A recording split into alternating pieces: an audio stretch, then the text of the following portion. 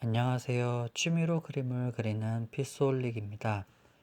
이번 영상은 아크릴과 그리는 방법에 대해 이야기해 볼까 합니다. 주변에 그림 그리는 걸 부러워하시는 분들이 덜어 있어요. 오, 부럽다. 나도 그림 잘 그리고 싶은데. 이런 말만 하시지 그림을 그려볼 생각은 안 하세요. 그림 그리는 거 너무 어렵다라고들 생각하세요. 그래서 부러워만 하시고 선뜻 도전해 보지 않으시죠. 무슨 일이든 시작이 반입니다. 실행에 옮기세요. 저라고 처음부터 이렇게 잘 그릴 수 있었을까요? 제가 다시 그림을 시작한 20대 초반의 그린 그림과 최근 4년 사이에 그린 그림을 비교해서 보여드려 볼게요. 20대 초반에 그린 그림이고요. 현재 그린 그림입니다.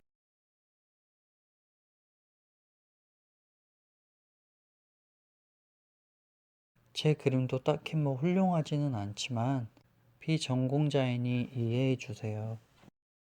비전공자가 그림을 가르치려고 한다는 것도 사실 웃기죠. 그런데 부러워만 하지 마시고 해보시라고. 그림 그리는 게 얼마나 재밌는지 공유해 보고 싶어서 이렇게 영상을 만들어 봅니다. 저는 지금 아크릴 물감을 이용해서 그림을 그리고 있습니다. 그래서 아크릴화에 대한 그리기 방법을 공유해 볼까 하고요. 제가 그린 꽃밭 사슴 그림을 예로 들어 설명드리겠습니다. 오늘은 첫 번째 영상으로 아크릴화를 그리는 큰 틀에 대한 이야기를 해볼까 합니다. 일단 오늘은 크게 세 가지에 대해 말씀드려 볼게요. 첫째, 멀리 있는 것부터 그리기.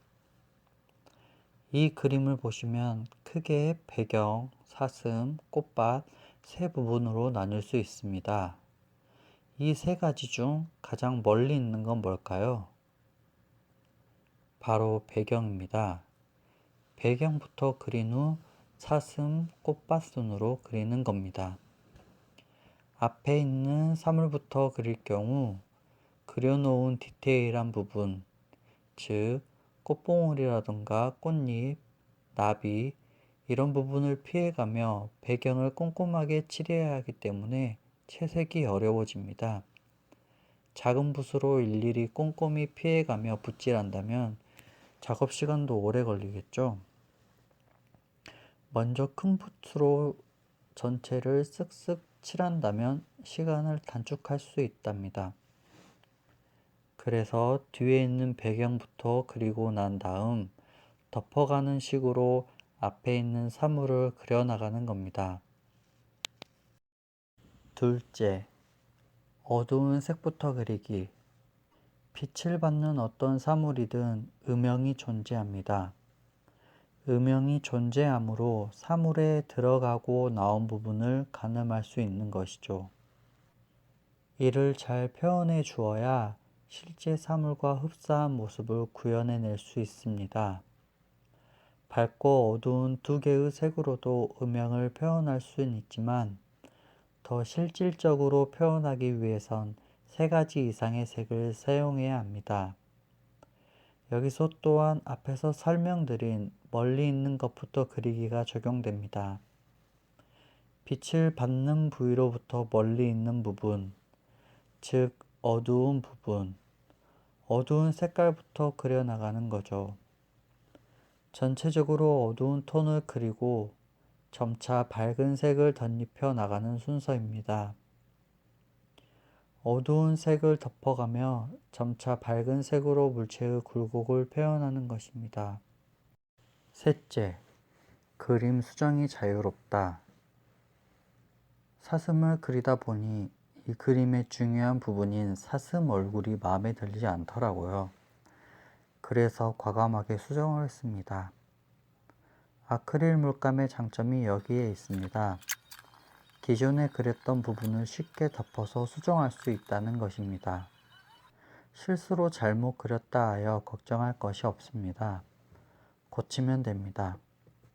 처음부터 다 덮어버리고 다시 시작할 수 있습니다. 새로운 천을 낭비하지 않아도 됩니다. 실수를 두려워하지 않으셔도 됩니다. 오늘은 이렇게 아크릴화를 그리는 큰 틀에 대한 이야기를 해보았습니다. 비전공자이다 보니 전문적으로 배운 내용이 아니라 제가 그리면서 느꼈던 부분을 이야기하는 것이기 때문에 능력자분들이 보시고 부족하다 싶은 점이 있으셔도 이해 부탁드립니다.